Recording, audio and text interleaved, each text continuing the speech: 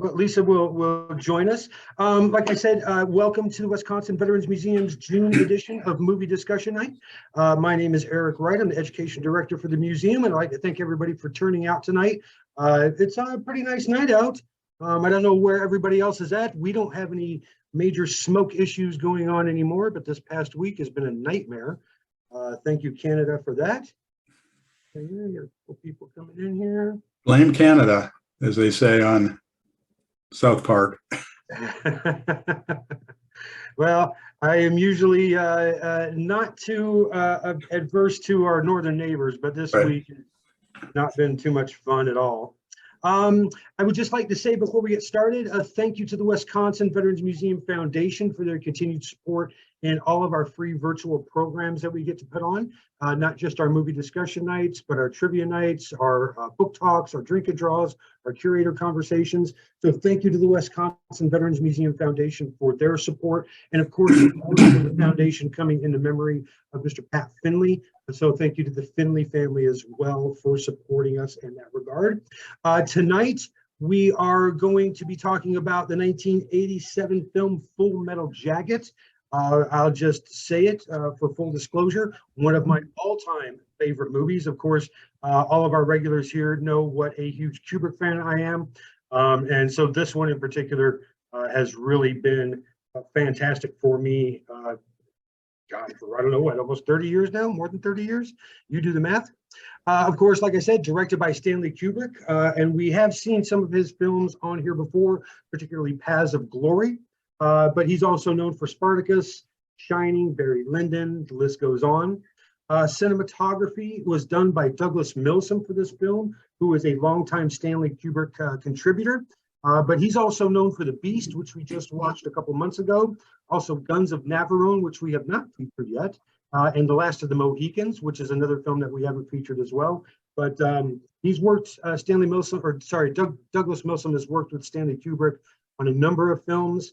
The Shining, this one, Paths of Glory. So they are our contributors and co-conspirators. And we'll talk a little bit about that as we move through the night. This film stars Matthew Modine as Private Joker, Vincent D'Onofrio as Private Pyle, R. Lee Ermey, one of my favorite military actors, as Drill Sergeant Hartman, and Arliss Howard as Cowboy. And if I could just take a moment to say happy birthday to Vincent D'Onofrio. Today is his birthday, June 30th. I invited him to come on the program with us tonight, but he did not reply to me. I don't blame him. He's probably got better things to do on his birthday than hang out with us. Filming for this movie started on August 27th of 1985. Major photography wrapped up just about a year later on August 8th of 1986. So it took a long time to film this one. And all the scenes were shot in England, which is surprising when I started doing research for this. I didn't think they were in Vietnam, but I was just really surprised that they were in England. With the Paris Island Marine depot scenes coming out of Bassingbourn Barracks, which is a Royal Air Force base and a Royal Army base in England. This is produced by Harrier Films, distributed by Warner Brothers, with a release date here in the US of June 6th of 1987. Budget numbers seem to kind of bounce around as I was looking. I've got numbers anywhere from 16.5 million to 30 million, but that doesn't matter because box office receipts come in at about 120 million. So this is definitely a fantastic moneymaker for Warner Brothers. And it really puts Stanley Kubrick on the map. I mean, he had done a lot of fantastic films prior to this, but this one really stands out, I think. And one of the first questions that I always ask, I go around all the members here and just ask them what they thought of the film. Joan Gray, you are first up on my list. What did you think? What did you two think of the film? I thought I would really hate it. I was mesmerized. I just couldn't believe what I was watching. Excellent, excellent. Chris, how about you? I thought it was terrific. My favorite all-time movie in any genre is Apocalypse Now, and this comes pretty darn close to that, as far as I'm concerned. I watched it twice. I watched it first with the subtitles on, and then I watched it with without the subtitles, but with a voiceover commentary throughout the film by some of the actors who were in it, Okay. which was really fascinating to hear how they were perceiving and what was going on when they were actually shooting. And then I watched a making of extra on the Blu-ray. So I like doing that because it gives me a better sense of the movie. Even without those, though, I just thought it was a terrific movie. I would wholeheartedly agree. RS, how about you? What did you think of the film?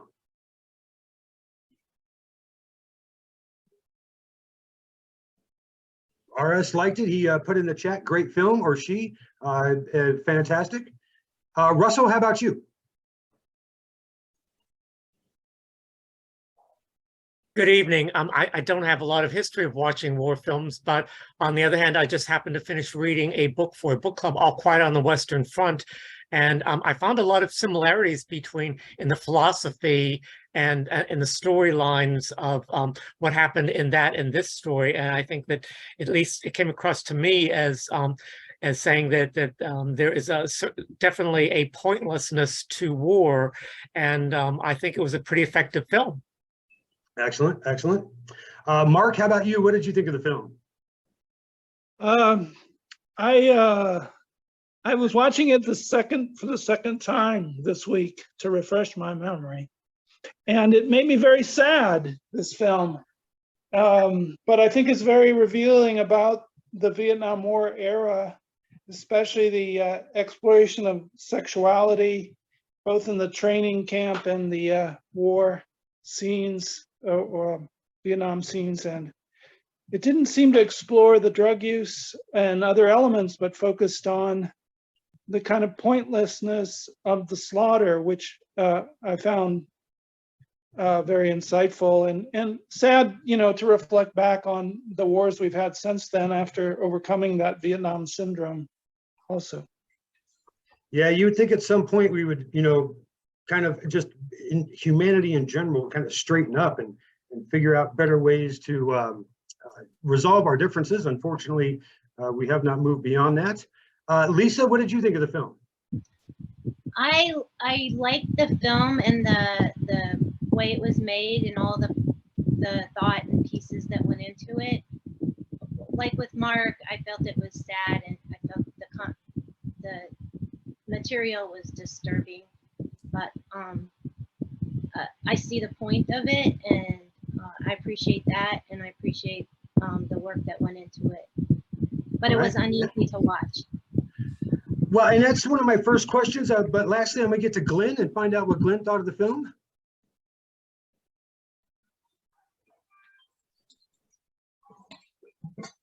No? Okay. But yeah, like Lisa says, some of it was kind of hard to watch. And one of the first questions I asked when I sent the questions out was just looking at the first 10 minutes of the film. And I'm assuming when people say that this film is kind of hard to watch, I don't want to assume too much, but I imagine the first part, and this movie is kind of broken up into two different acts.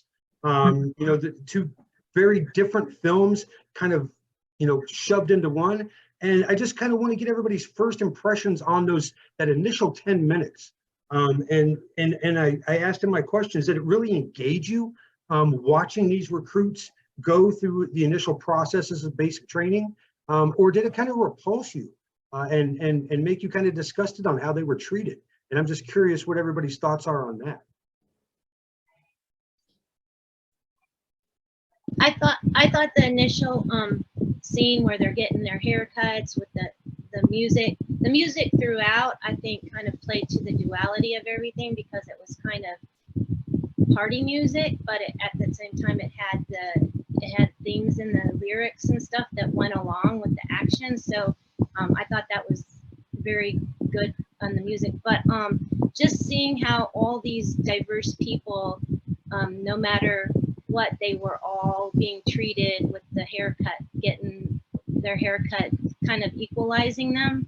And you could see in each person their eyes trying to think what the thoughts that were going on behind them.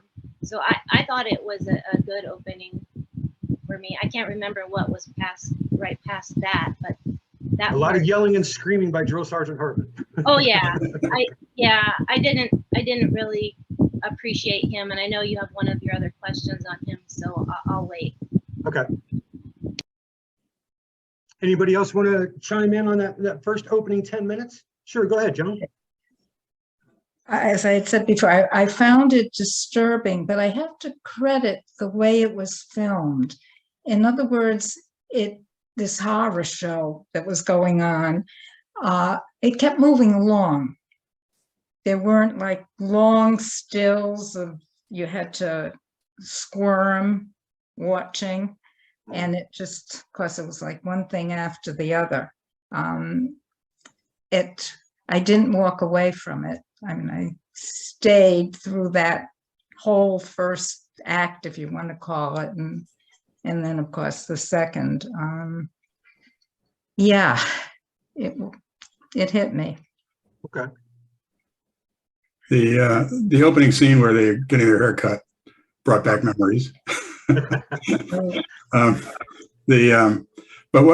of the things that what I learned in the course of watching some of the extras was that Ermey had not been the choice for the DI in that movie. Right. As a matter of fact, the guy who was the choice was the helicopter door gunner.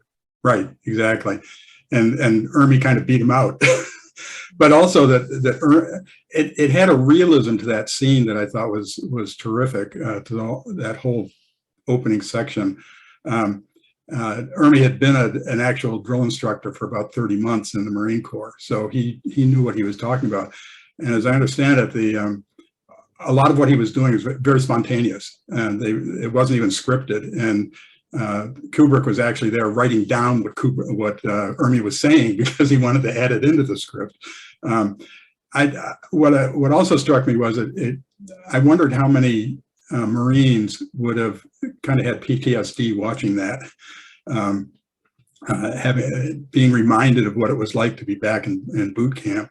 And it kind of made me think about the opening to Private Ryan, that 20 minutes of horrific killing on the beaches. Because I remember my dad, when he went to see it, my mother told me that he had not been able to stay through it because it just brought back so many memories. And it kind of made me think that might have been, I wondered whether some Marines might have had that same reaction to Ermey and the boot camp. Well, I don't know about Marines, but the opening act of the film, the first 45 minutes, is probably one of my most favorite 45 minutes in films by far. And every time I watch, and I've seen this movie, I can't even tell you how many times I've seen this movie, dozens and dozens of times.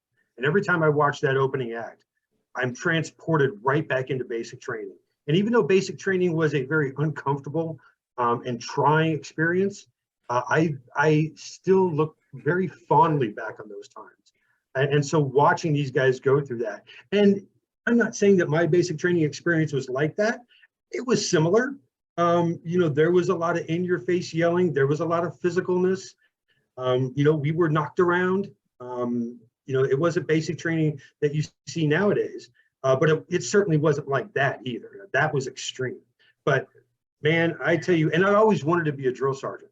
I never got a chance to go to drill sergeant school. So watching R. Lee Ermey just work his magic. And you're right, most of it was totally unscripted, which is very, very rare for Kubrick. He does not do anything off script. How he let R. Lee Ermey go ahead and do that is a credit to R. Lee Ermey's, just abilities to be able to carry the first part of that film through. And then, I can't remember if it was Lisa or Joan saying, that the first act was also, it wasn't very drawn out. There was a lot of quick scenes, and that's not typical of Kubrick either. So he was trying new things with this film, which is commendable, and it worked. But he was really going out of his comfort zone in filming this, I thought. As we're talking about the first act, the second question I asked is about Drill Sergeant Hartman. And I was just wondering, do you think he's a sadistic person, or is he just doing his job and training these recruits, getting them ready to go to war?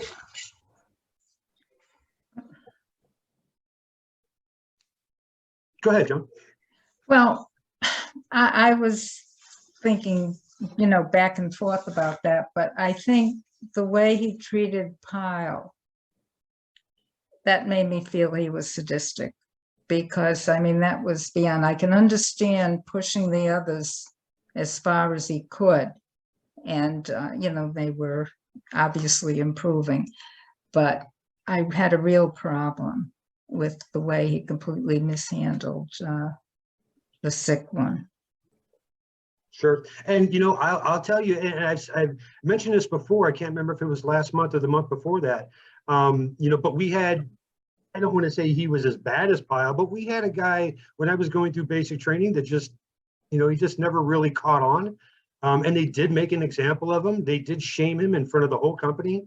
And I'm sure that you see that time and time again throughout this different basic training cycles. How the drill sergeant deals with that is, it's hit or miss. Obviously, he didn't deal with Pyle the proper way. He turned him into a Marine, but he also sent him over the edge as well. Mark? I have a question. Sure. Of course, I've never signed up the service, but someone like Pyle, I wonder why he was even accepted into the Corps. I don't think that he probably would be nowadays, but you have to remember this is Vietnam. During the draft, we really need soldiers. We're coming out of not necessarily so close in time, but World War II. After World War II, we drew down millions of troops and we brought our military, to a basically low number. Coming out of Korea as well, the same thing. I'm pretty sure that there were Pyle types who got drafted or even signed up and were accepted because they simply needed those soldiers to go over to Vietnam and be the grunts. Thank you. Yeah, the question I had about Pyle in this movie was why he was there. One of the notable things about this movie, as opposed to some of the others we've seen, is that you get no backstory about any of the characters. Right. So you don't have any idea why any of them are there. Basically, I think Kubrick is just writing, trying to direct people about what they are now, as opposed to how they got there. But I found that kind of problematic with Pyle because he just didn't seem to me the kind of person that would wind up in the Corps. And I don't think the Corps actually drafted in Vietnam. I think the draft was basically for the Army. So I kind of suspected that he was an enlistee, but I couldn't figure out why the heck he had enlisted in the Corps.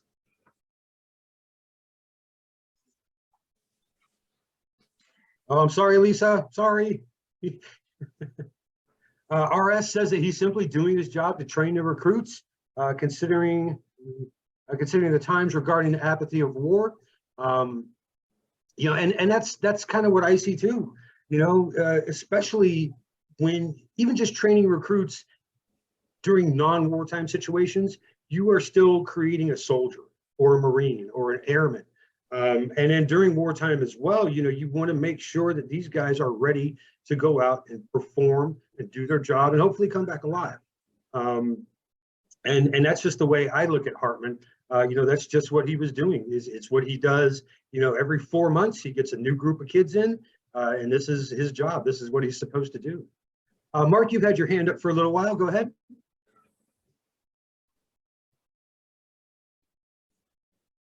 Sorry, I was muted. I also felt that he went too far or wasn't trained himself in how to be aware of the mental problems in that recruit that he pushed over the edge. And I remembered the suicide. So in watching it again this time, I was dreading the way it was headed, but I also found the drill sergeant to be somewhat funny at first and how over the top he was. And I sympathized with Joker, making fun, snide remarks, but then he was punished for it physically. And so then it made me actually feel more connected to his situation as well as Pyle's. Russell, did you want to chime in there? I was just going to add two things. One was that I've watched the film on a DVD, and on the DVD I had, it said that Ermey got the part because he sent Stanley Kubrick a 30-minute film of him just yelling all these obscene things that he was saying, all that nonstop for 34 minutes, and it so impressed Stanley Kubrick that that's why he really hired him. Yeah, exactly because right. of that. And the other thing I was going to say is that I whether he was being sadistic, and by the way, I had a discussion with a bunch of people. We were sitting out in my complex and talking about this film everybody had seen, and the ones who had been through the Marines said this was exactly the way it was when they were, and they were probably, they're in their 70s now, so I'm guessing they were probably, it was Vietnam time when they were, in boot camp training, and the question was not only why Pyle was so overweight, because they said that the man had to gain 70 pounds for this role, so he was way overweight. So not only how did he get in there, but there were the two guys with glasses. How is it that they were in there as well? Because I didn't think that you could do that if you were wearing glasses. But the last thing I was going to say is that for the drill instructor, he needed to train them to be part of a group. So you can't be an individual, because you're moving ahead and moving through these war zones as a group. If you decide that you're an individual instead and you're going to do your own thing, it's just not going to work. So he really needs to break that whole concept of, because we as Americans, we're all very individual. We want to do what we want, when we want, how we all think we have a better way of doing things, but at times you can't do that. And if you're in war with a group and they're all relying on you, you can't be an individual. You have to be just a member of a group. And I think that's what he was doing. And it takes pretty strong measures in order to accomplish that. Yeah, you're absolutely right. And as a matter of fact, go back to the very opening scene where they're all getting the haircuts, and Lisa brought this up. That's one of the reasons. I mean, you get haircuts, not only so you don't have to spend so much time getting ready in the morning because you got to get right outside and start doing PT, but it also breaks you down individually. And it just puts you in the same, you all look the same, you all dress the same, you're all doing the same thing. And it gets rid of that individual element, and it starts to look at the group effort and what's best for the group. And that's what we saw with the jelly donut scene, right? I think maybe Pyle could have maybe got away, or maybe not have been so severely punished for that. Actually, he wasn't very punished at all. He kind of brought it back to the rest of the platoon. But his answer when he asked him why he had the jelly donuts, because I was hungry. And when you're in that kind of situation, basic training, whether it's wartime or not, you don't use the word I. It's not I anymore, it's we. And you have to start thinking of the group mentality. And you're right, Russell, you have to start doing what's best for everybody, because everybody's depending on everybody else. We all have each other's back. You're going to be in the same foxhole with these guys, and you can't have that individual mentality. It just does not work well on the battlefield. And that's exactly the reason why Ermey had the rest of the platoon, be responsible as opposed to him, in order to make that a very strong point with everybody. Yeah, and one of the questions that I asked, Drill Sergeant Hartman does start to punish the platoon for Pyle's failures. But up to that point, do you think that Drill Sergeant Hartman has done everything that he can possibly do to get Pyle on board? Or is he just kind of defaulting to a punishment mode and making everybody else responsible? I was kind of curious about that. I think it's a typical, from my understanding, which isn't in the military, but you're trying to create a team spirit. So if you have a weak place, you kind of make the whole team strengthen that space. So I think that that was an okay move, but like he's pretty over the top. I mean, I think that was intended for him to be over the top, but I mean, I know it's intense, But slapping people, punching them, all that, maybe back then they got away with it, but They got away with that in the 90s too. I can tell you, my drill sergeant, we were punched, we were slapped, we were screamed at. I keep hearing this term over the top, but I'm here to tell you, it's not really over the top. It's pretty, or at least it was pretty standard. with the language and everything. I mean, Oh yeah. Oh my God. I had 3 different drill sergeants, one here, one here, one here, and they're all just screaming at me, and they're all coordinated. They know what they're doing. These guys are buddies, and they know that they are just messing with these recruits, you know, getting you in line, you know, making sure that you are going to be on the team. And it's frightening. It is horrifying. Is it the high level misogynistic, racist? There was no, I didn't get any racist stuff, not like we heard in the movie, but everything else. Oh yeah, absolutely. Yeah, I think that's when I say over the top, it was the combination of everything that felt super intense. I know that it's really intense, really intense. Yeah, and it's you know, nowadays it's not like that anymore. They've gone through, you know, I think it was Russell talking about, or no, maybe it was Mark, sorry, about how, you know, Drill Sergeant Hartman didn't really recognize Pyle's issues, maybe mentally. And so, and even when I was in, I don't think they had that sort of training either, but I can tell you nowadays, they go through training to recognize mental health issues, how to properly deal with them. They have a lot more training as far as being able to deal with the person as opposed to just dealing with the recruit. And so basic training has changed quite a bit, not only since I was in, but certainly from what we see here in this film. It's my understanding is to break you down to build you up and build you up as a unit. But you could see that the Pyle's understanding and the way he was doing, where he responded better to the encouragement and the instruction than just having yelling in his ear constantly. So I was trying to kind of wonder if they ever did any sort of a study where they did 2 different groups and saw how they responded to or if they've always just gone with the intense breakdown, belittling method and see if that works. No, like I said, over the past 20 years or so, I would say there's been a serious development in how these drill sergeants go about affecting these recruits. And it's not just yelling anymore. You know, there's a lot more encouragement. There's a lot more team building that goes on. There's a lot more recognizing that one size doesn't fit all. And so, you know, and I don't know how that's affected our military, to be quite honest.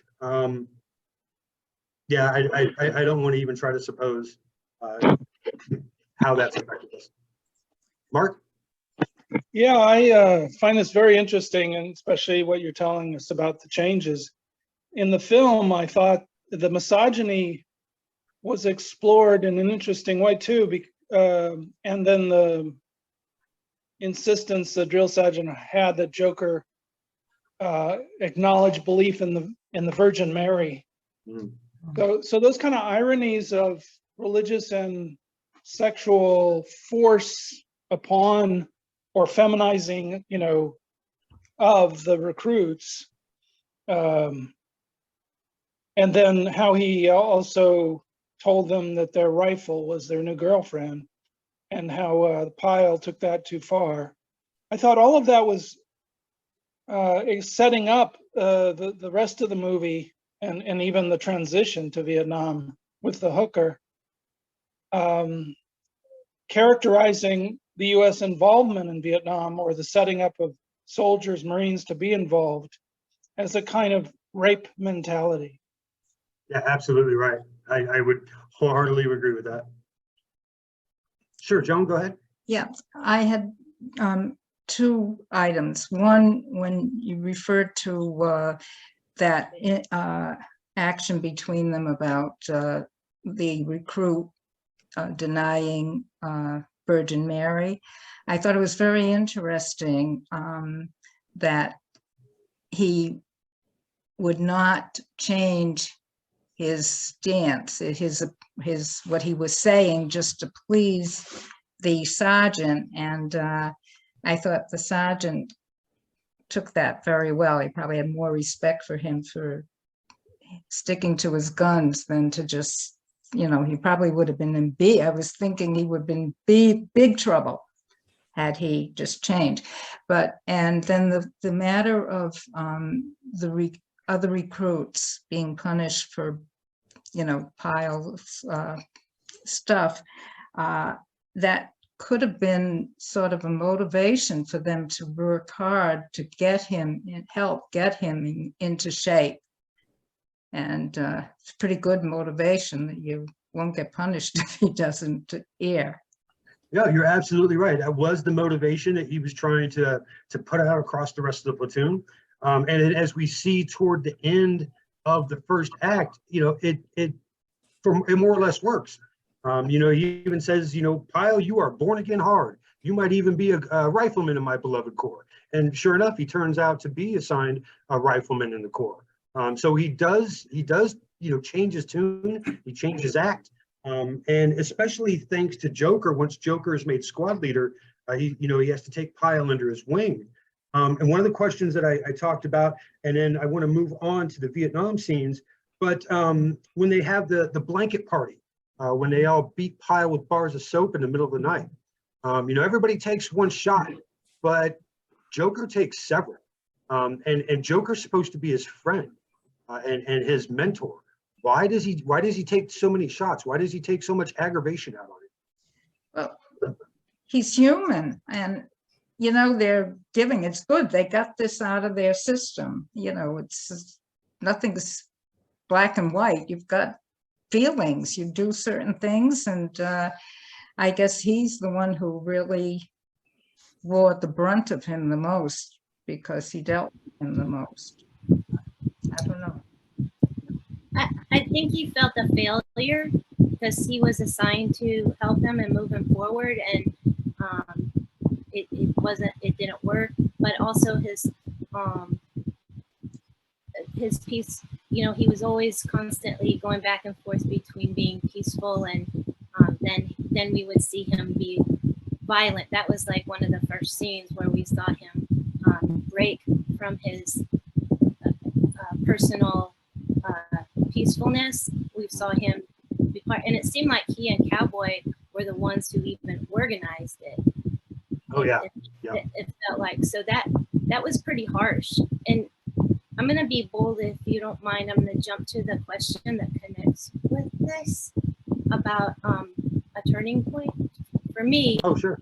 For me, I felt that this was the place where Pyle turned, because before he was still taken in, but then his friend, not his friend, but his, his turned on him, and he felt that everybody turned on him, and he was innocent. He was very naive, and he needed help, and everybody just turned on him. And like he said, he felt like he was shit. So I think that was the point in the movie where he turned. Chris, I saw you had your hand up. Do you have something to add there? Well, I was going to go back to the point about the jelly donut incident and so on.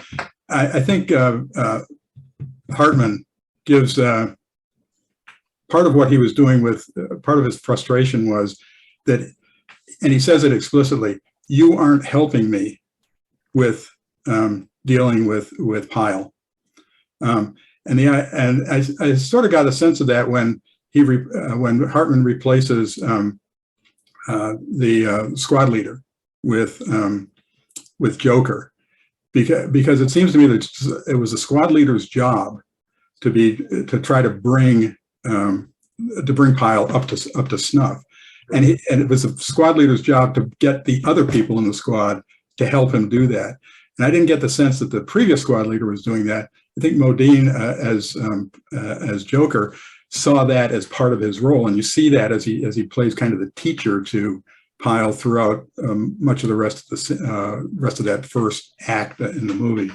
But I think I think a lot of what might look like sadism regarding Pyle in terms with Hartman was, in some respects, Hartman's frustration. I mean, I'm sure DIs get frustrated with somebody like Pyle. Oh, yeah. A lot of their language and so on towards some of the others is just to motivate them. But with Pyle, it simply wasn't motivating. He could, and I think the DI couldn't figure out how to do it, and finally turned around and said, "You've got to help me." And that I think contributed to the members of the squad thinking that they could help by beating Pyle with the soap bars. Well, and kind of similarly, they're getting their frustrations out too. Right. They're getting punished for his mistakes.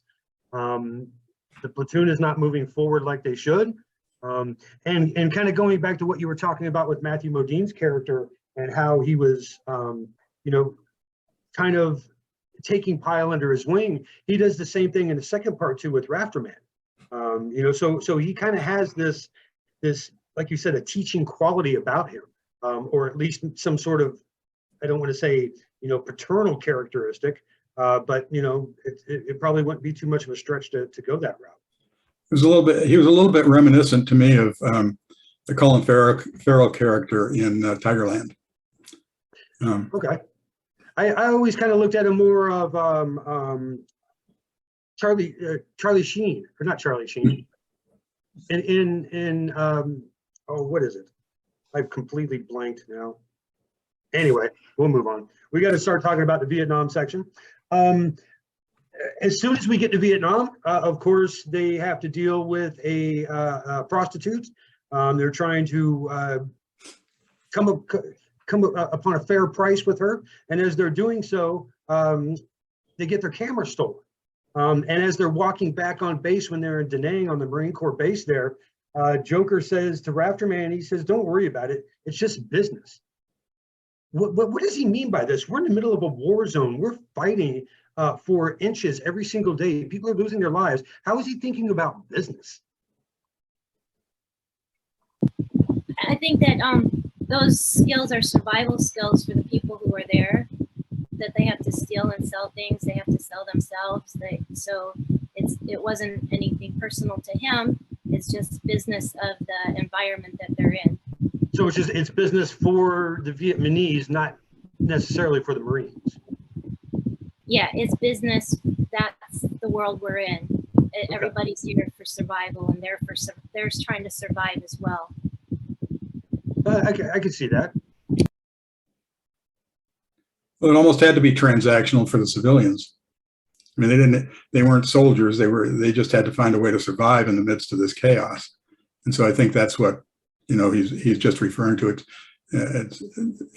Business is really an image of transactions, and all of these things are transactions. We see it with the prostitutes.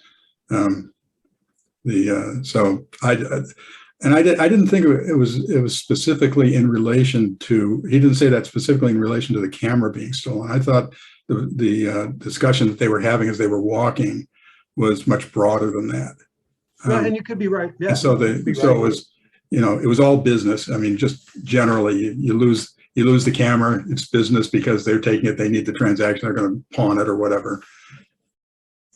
Yeah, and that's one of the things, I guess, that you have to think about when you talk about war. War is not always fought out in the open on big battlefields. Sometimes it is fought within the civilian population in towns and cities, and so you do have that element. Yeah, no, that's a very good point, Chris. Sorry. I just want to add that line about it's just business made me think about. Think back to Three Kings that we discussed last, and also to the later, more recent or continuation of the war in Iraq, and how much that related to world economics and the price of oil and getting Saddam out of Kuwait because of that. So I want to thank you for having us watch those two films again, and made me think about the relationship between those wars. Oh, yeah, no, yeah, and you're right. You know, I think without these sorts of discussions, I think sometimes we get kind of, you know, a narrow focus on what we think war and battle is. And so to be able to watch these films and have these sorts of discussions, it really brings out the broader context of, you know, the humanity behind it. And I think we kind of lose sense of that as a society in a whole, simply because we're becoming maybe a little too desensitized to all of it, because we have war so often. We're sending our young men and women out there so often. So yeah, no, I think it's good to have these discussions. I think it kind of grounds us, and it brings us back to, you know, not only how terrible these situations are, but also what it entails. And it's a lot more than just somebody picking up a weapon and going and finding the enemy. You know, these are actual people that we're looking at, that everybody else is dealing with, and everybody's different. Nobody is the same, and there's no cookie cutter solution, as Drill Sergeant Hartman finds out.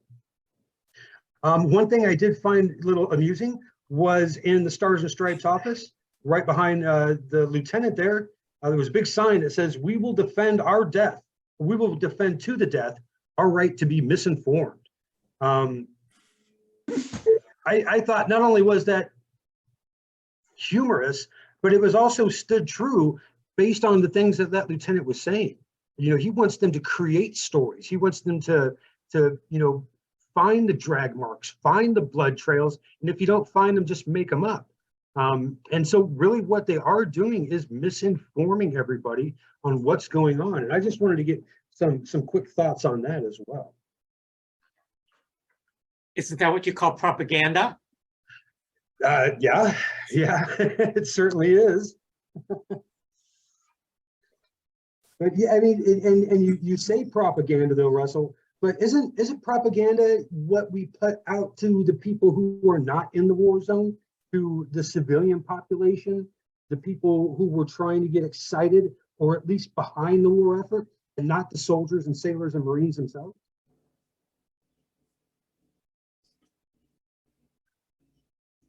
I kind of wonder how seriously the soldiers actually took what was being written in Stars and Stripes. If they were, since, you know, the soldiers were in the field, they knew what was happening. You write a story in Stars and Stripes about, you know, a battle, and they're making stuff up. The guys that were in the battle know it's not true. And presumably they're going to be saying that's a bunch of crap and that's going to spread. I just wonder how, I think there are probably limits to how much sort of disinformation or misinformation that even, you know, publication like Stars and Stripes could put out in the war zone.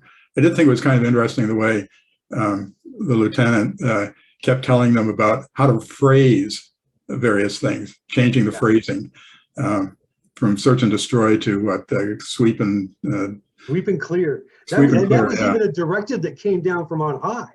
Yeah. You know, there was some general sitting there thinking about this, and making sure that they said the right things. You know, you're winning the hearts and minds, and you're defeating the enemy.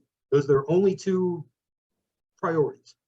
What's kind of interesting about those scenes, that particular scene, was it was kind of a miniature version of the war room in Strangelove. They're all sitting around the table, you know. I never put those two together, but you're right. And they're talking about kind of meaningless things while chaos and death and so on are going on outside that room. Yeah, and Margaret's coming to town, and right. Yeah. Hang on, Lisa, Joan. Yes. I know you had your hand up for a few minutes there. But Stars and Stripes, the lieutenant was not doing this for the people in the field. He was changing the wording and the messaging for the people back home. Well, and see, and that goes back to that question I asked earlier. You know, where is propaganda aimed? Is it aimed at the home front, or is it aimed at the soldiers, or is it both? Both. And I don't know how Stars and Stripes was during this time. I know when I was in, you know, we took Stars and Stripes as, you know, not the gospel, but it was a reputable news source. We didn't think that they were creating stuff or trying to massage the message. You know, they were reporters. They were reporting the facts.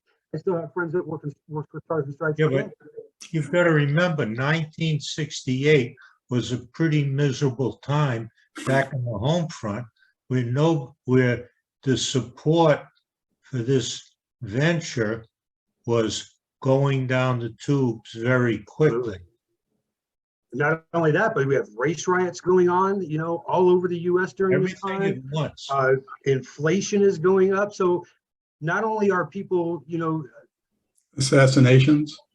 assassinations, yeah, not only are they disheartened with the war in Vietnam, but they're disheartened with everything that's going on in the home front. So you very well could be right there about where they were aiming this message. I didn't, in my comments, I didn't mean to impugn Stars and Stripes as, because I know from personal experience, I was a journalism major in undergrad school, and the chair of the department was a former editor of Stars and Stripes, and he was a top-notch writer, top-notch reporter, and so I'm pretty certain that they would not have tolerated too much deviation from what the actual facts were. No, But but there's still a even lot of if massaging going on now. if you take the Wall Street Journal and the New York Times, and the Wall Street Journal reporting is on the moderate, the liberal side, and you compare them on their first pages, which stories they tell and how they tell them, it's a very interesting exercise. Go ahead, Lisa. I can't speak to how the soldiers felt about Stars and Stripes being reputable, but every time that they came into a place and they said that they were there from Stars and Stripes, the people would perk up. They would perk up and they would want attention, especially that one guy who kept smiling for all the photographs. But in every scene, whenever they mentioned they were Stars and Stripes, other than what's his name, Mother Animal or whatever, everyone else kind of perked up, like, oh, Stars and Stripes is here. Yeah, and you know, and that might speak to what the gentleman just said about where the message was supposed to be aimed at. I think the reason that they were perking up is because they know that they're probably going to get their photo taken, and so somebody might back home, you know, might see them, you see their name, see their quotes, you know, to the questions they were asked, and it almost, I don't want to say it puts them on like a celebrity status, but it's a little more recognition than they're probably used to getting, for sure. But you know, the other thought is that we're somewhat discussing this as if this were a documentary. It's not a documentary. That was in there because Stanley Kubrick wanted to get a point across. So maybe the most important question is, why did Stanley Kubrick have that particular episode in there? Was he trying to get that point across that there was a lot of propaganda going on? I'd love to ask him his point of view on that. I really would. God, I could sit. Of course, it'll never happen. He's passed, obviously. But I would just love to spend hours picking his brain on his movie making philosophies, particularly with this one. That would be a treat. To Russell's point, isn't this considered an anti-war movie? I thought of it as that. And I think that I thought that was what I had read that Stanley Kubrick was saying. That it wasn't, you know, from his perspective, it was an anti-war film. I don't think there's a war movie out there that's not anti-war. To one degree or another. I think his intent, though, was anti-war movie. I think he was trying to highlight the issues that were going on. Well, and I want to ask one more question about the Vietnam scene, or the second half of the film, and it kind of speaks to what you're talking about right now, Lisa. And that's when it's more toward the end of the film, and each platoon member is being interviewed individually, and they're asking about why they're there. And Animal Mother says, well, you know, if I got to pick a word on why I'm here, you know, I'm going to pick this word. You know, can you really put any word into place depending on how you feel? and it's still going to be nothing but just a slaughter and a, you know, all out terrible war?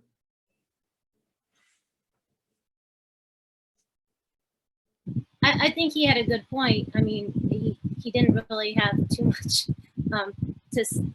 intellectually to say about other things, but it was like, really, this is just, you know, an all out slaughter. Are we really, there really a purpose? Like, is there really, you know, Are we really there for the freedom of the Vietnamese? Are we there for, you know, whatever reason you can think of? You know, like he says, you could just put a word in there and that justifies it all.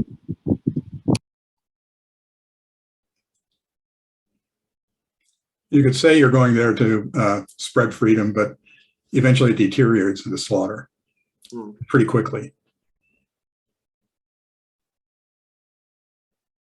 We just got a few minutes left. I want to kind of talk about some of the filmmaking aspects of it.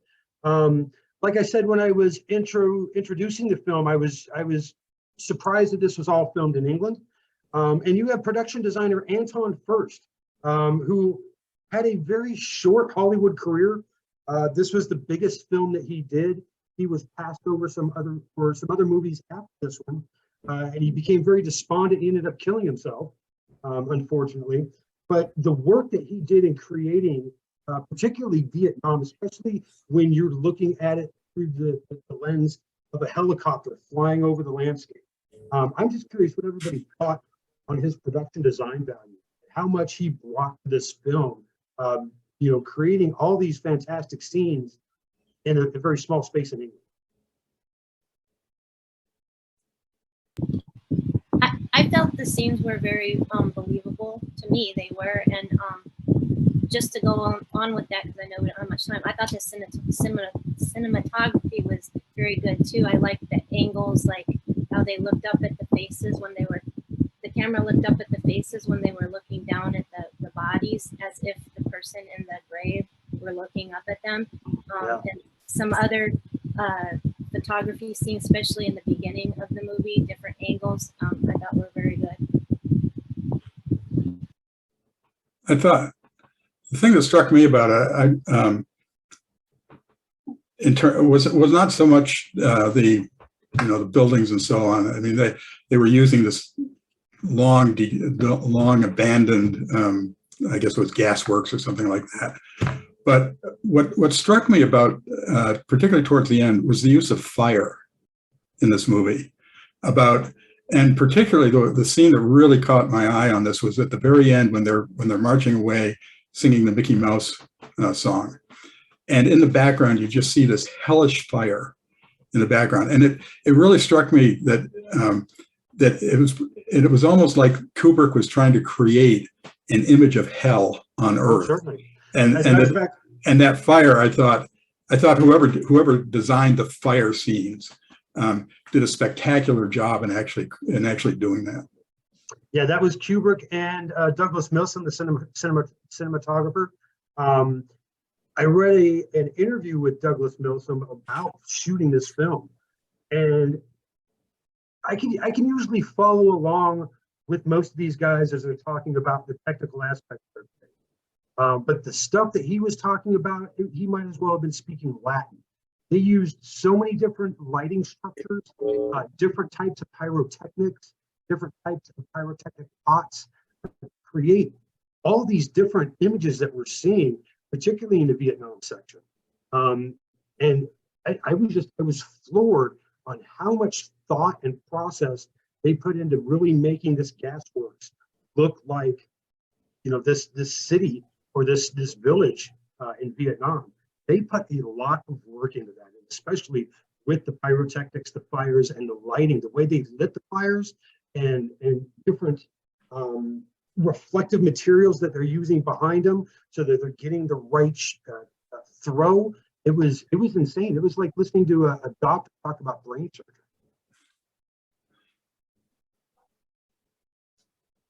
Yeah, I was going to say that what I learned about that whole closing segment where they're at the wall, that it took them a month to film that.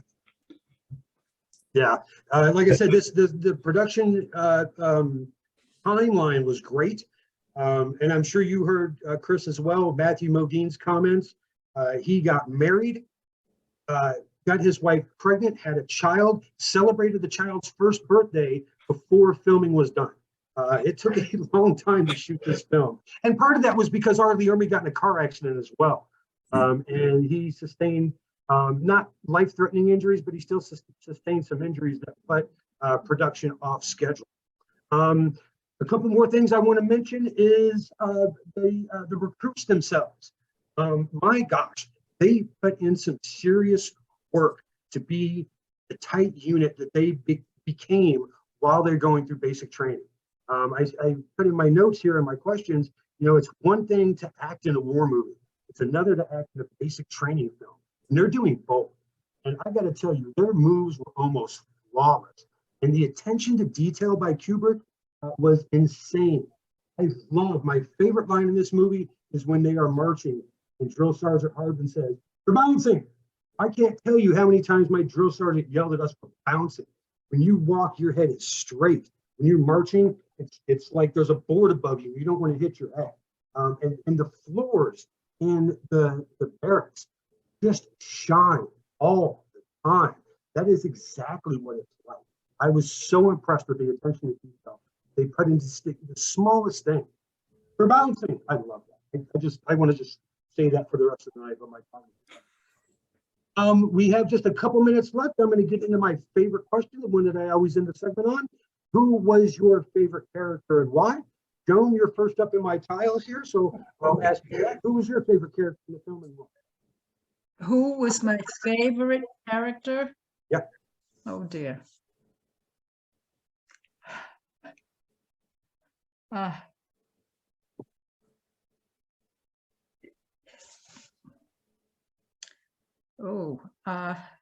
You want a second?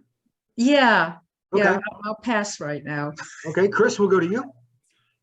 I frankly could not choose a favorite character. It was such an ensemble piece from my point of view. And what I tried to think about was who was the most effective character in terms of carrying out the task that character had. The thing that kind of caught me was at the end of the film was the VC sniper. The teenage girl? The teenage girl, yeah. That she kind of captured in her death scene so much about what this movie is about. And it was kind of interesting in her death scene that they replicated the scene, the earlier scenes, they recapped earlier scenes where they all stood around watching the person die. Before it had been one of their comrades, but this time they were standing around watching her. And I think as the camera focused on her, I just thought she did an excellent job creating that tension and that tragedy and the sort of the tragic aspect of the whole movie, and as well as the war. Yeah, I mean, as you're describing that, I could vividly see her face. Her eyes super wide. You're right. That's a very good point. I also wanted to. Oh, I'm sorry. No, go ahead. I was going to say that it turns out that what would have made the scene even more chilling, but it was probably a good thing that Kubrick did it, was that Animal was, they actually shot it with Animal cutting off her head after she died, and he was going to hold it up and hang it around, and they cut that from the obviously they cut that from the film. And I think the way it ended was just fine. I think that was too much. I agree, and so did the other actors. Russell, who was your favorite character? Yeah, I would say that Pyle, I like Pyle because, in some ways, and I had a lot of compassion for him, but my favorite would have to be Joker. I mean, he just, to me, expressed the most humanity. He was the most developed character. And I may have misinterpreted something that you were talking about him earlier when you said that he did not want to when he hit Pyle 3 times, why did he do more than anyone else? And I thought it came across to me, I thought he really didn't want to do it. And he looked at the guy who was holding the cloth over Pyle's face, and then he felt compelled that he wanted to bypass doing it, but he could not be part of the team and bypass not hitting him. So when he realized that, then his frustration came out, which is why he hit him 3 times or however many times it was. But I liked him the best. Okay. Lisa? Just about what's his name, the main guy with the glasses, Joker? the guy, yeah, Joker. He wasn't my favorite, but he reminded me of a less wholesome version of John Walton from the Waltons, because of the glasses and the journalism and trying to be good, but just a little less wholesome version. Mine was Pyle, because I thought he did a really wonderful job in both his naiveness, the little smile he had on his face, and he just didn't know what was going on. And then when he lost it, I thought he did a really great job with that. A little dramatic, but I liked, he was my favorite. Yeah, a lot of the actors in this film said that Vincent D'Onofrio turned in the best performance out of all of them, and he had the best part, and he made the most out of that part. Yeah. And This was his first movie too. was it his first movie? Yeah, Okay. it's my understanding. Yeah. Mark, who was your favorite character and why? I would have to say Joker also, but I'm glad that Chris brought up the teenage sniper, the female at the end, because I had forgotten that. And watching it this time, I was, even though we get the point of view of the sniper shooting our buddies, I was feeling, oh, this is a terrible villain, evil person. And then, then I thought it was ironic too that Joker wasn't able to shoot her and the other guy did. And then, I think our sympathy is evoked for her, especially when she asks for them to kill her because she's in such pain. And then I started to think how heroic she was for her side in being alone and so bravely, continuing to fight. So I thought that reversal of perspective was very important at the end. Go ahead, Lisa. I wanted to bounce something off there. So Joker wore that pin, that peace pin, but then his cover said "Born to Kill," and so he was always fighting that. Like even he fought that when he used the soap on Pyle.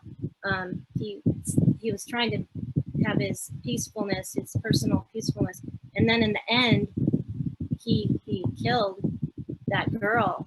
So it was like his peace, the thing that he was trying to seek the whole time, went to Born to Kill. Yeah, and even that in that scene where they're at the mass gravesite, excuse me, and the colonel comes up and he's tells him to explain, why do you wear a peace pin and then your helmet says "Born to Kill?" And he mentions the Jungian thing, and he's talking about Carl Jung and the duality of man and how man and woman as well, we're always conflicted. We always have a high ideal of what we should be doing versus what we are actually doing, and we can never. And I please don't think that I'm some kind of Jung specialist. I know a little bit about his philosophies, but not a great deal. But we can never really level the two sides of us. According to Carl Jung, it's just not going to happen. So we're always going to have the two parts of us at the very least that are always in conflict, it seems.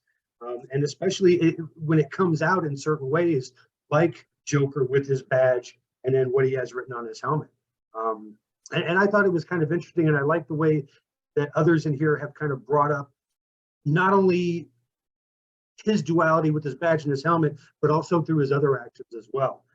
That's one of the reasons you guys are a really bright group, and I love talking to everybody because you have so many good ideas that I just love listening to. Can I just add something? Sure. It was interesting between that, you have Joker having this duality part, Born to Kill on his helmet and the peace symbol, button. But you go to Animal, and there's no duality there. His helmet says, "I am become death," and throughout the movie, he doesn't have any problem with that, as far as I can tell. He is death. What does 8 Ball say? As long as somebody is around to throw hand grenades at him the rest of his life, he'll be okay. Yeah. Yeah, I'm glad ahead, you brought Joe. that up because I thought he was a really interesting character too. I, of course, didn't like him at first, the way he challenged Joker, but I started to sympathize more with him. And, he became heroic and brave at the end. And I thought he's really showing us someone who's become so cynical about the war he's in and yet plays his role to the fullest. Is it cynical, or is that just how you have to be when you're in that kind of environment in order to survive? Yeah, well, I thought he gave us the truth about the Yeah. war too, as was mentioned earlier, that it's just slaughter. And so I thought he kind of exemplified some very ironic sense of honor and bravery there. And then Joan, go ahead. Okay, I have a few thoughts like others. As a person, I was having trouble distinguishing between an actor or a person. As a person in the movie, I liked Joker, and I felt he had compassion at the end to pull that trigger. I was hoping somebody would, because he knew what she was going to go through if they left her there. And as an actor playing a role, Pyle, I thought he really, what others had said too, I mean, he was very really believable in that type of situation. So. For me, it was Drill Sergeant Hartman. And it's kind of funny. I was even texting my daughter last night, and she's like, "Oh, what movie are you guys watching for June?" And I said, Full Metal Jacket. And she goes, up until I went to college, just based on the way you talked about the movie and the few scenes that I saw, I always thought that movie was a comedy. And it's because I really like the drill sergeant scene. I'm just really drawn to them. I love the way R. Lee Ermey, carries himself and his character throughout those scenes. And like I said earlier, it brings me back to some fond days that I would not mind going back to and reliving again. Not at all. Wow. I know. Yeah. I don't even know how to explain it. I just love my military service. I really like going through basic training. I really like going to war. I'm certainly no animal mother. I don't need anybody to throw hand grenades at me. I got my puppy over here. I'm good. But I look very fondly back on that period of my life. But Eric, one quick thought is that, I'm not sure Stanley Kubrick would agree with you. He did not present any personal scenes of Ermey anywhere in the film. Oh yeah, no, you're right. There was he never showed any compassion to anyone, where I think in real life it wouldn't have been quite that way. That he would have had to have had some shown some compassion to some people along the way, but he didn't show anything. As a matter of fact, he didn't even want, Stanley Kubrick said that he did not even want him fraternizing with the rest of the people on the staff. He kept them completely separate. So that reality of his focal point and not ever deviating from that non-compassion attitude, let's just say, never changed, never veered from that.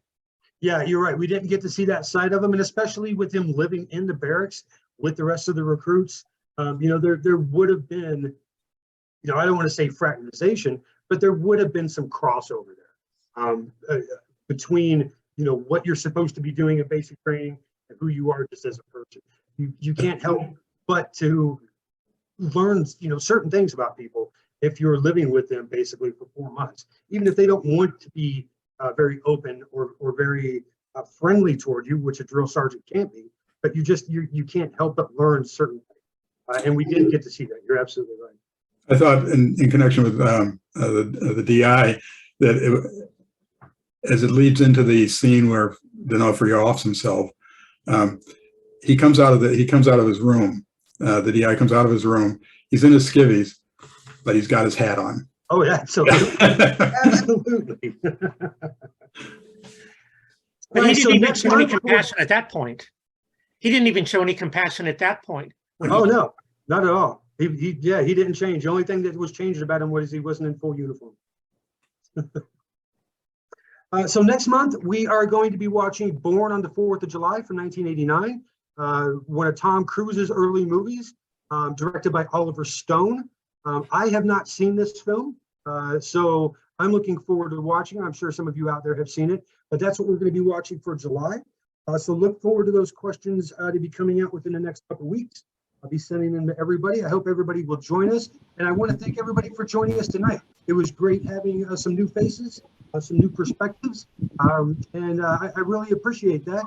And I hope we get to see you come back next month for sure. RS, Thank definitely. you. Thanks so Thank much. you for this. It was very interesting. We I do it wanna- every month, Joan, every month. Appreciated the whole group. It was good to have all the voices in there. Yeah, no, definitely. And we're missing a couple of our regulars tonight too, but that's okay. All right, well, I hope everybody has a great weekend. Enjoy your Friday night. RS, you have a good night too. Chris, Joan, Russell, Mark, I hope everybody stays well. Oh, and don't forget, we have happy 4th of July coming up, the Scrundle Colonist Day. Hope you have a good 4th of July. Whatever it is that you're doing, I'll be protecting my dog from very scary noises. So we'll be hunkered down and probably eating. No, I don't. I almost said the T word. I'm not going to say it. He's right here looking at me. But yeah, I hope everybody has a good 4th of July. And I look forward to seeing everybody in the end of July for movie night. And don't forget, we also have trivia and a book talk coming up on July 18th, if I'm not mistaken. It's from a lady named Lisa Jaster. She is one of the first female graduates from U.S. Army Ranger School. She's going to be talking about her experiences that she wrote a book about based on that. So I'm looking forward to that. And you can always find all of our events on our website, wisvetsmuseum.com/events. Good night, everybody. Thanks for joining us. And